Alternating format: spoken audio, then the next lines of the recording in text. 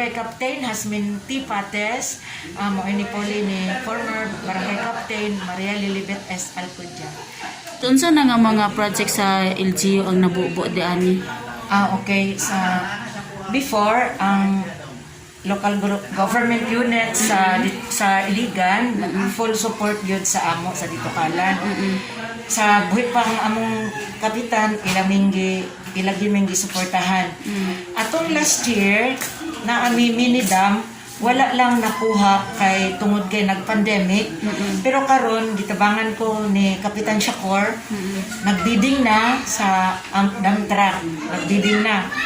Unya, karon nga year, gitagaan mi sa City Government, gipanguluhan ni Mayor Hinsha o ni Vice Mayor Vera Cruz, ingon man sa iyang mga kauban, sa konsiho, gitagaan mi og road completing going to Tinago, kato nagyon sa Tinago nato, semento na, 3.5 million, nya senior citizen nga building, 1.5.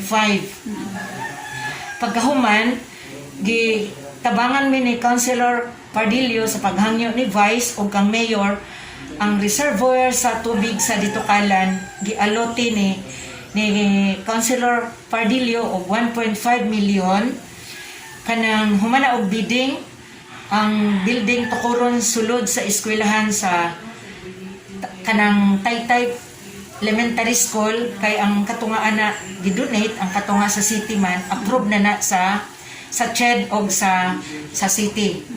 Nya ready na pod ang among rehab sa tubig nga 3 years ago, gikan ko karon sa Nawasa, 75% na ang mga kinahanglanon. Posible sa July magsugod na ang construction. Unya ni adto sad ko kang ang kanang project sa rehab going to Lower Taytay is 4 million.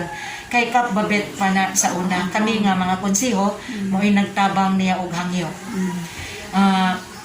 Ang tubig, ang kuan karon ang bomba sa tubig ilisdan og 20 horsepower, kay ang existing dire murag 10 horsepower lang, nya ang isa na ka reservoir murag 7, murag ana ra mo nang ang among tubig dire usahay kung walay kuryente wala say tubig, mausahay ang mga tao, usahay makuan sila.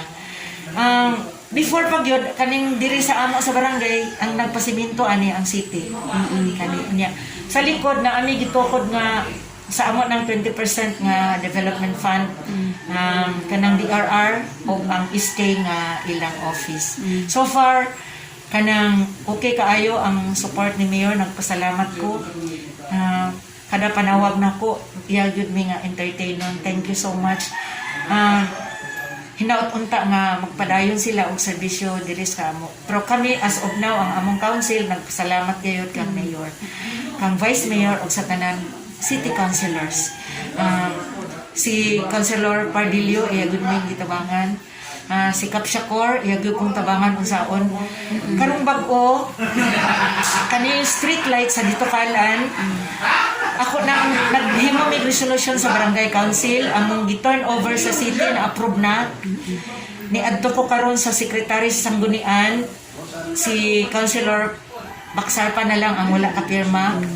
Pag naanay bill sa among street light, dadon namo dito ra sa accounting ang mobayad city na starting June or July.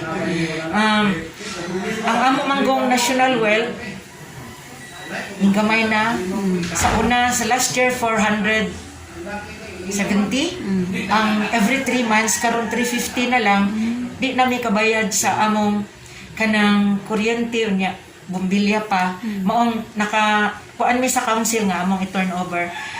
Nagpasalamat ko sa sanggunian panglungsod, gipanguluhan ni Vice Mayor, ingon man sa approval ni Mayor Hinsha. Thank you so much nga ilan ang na-approve na.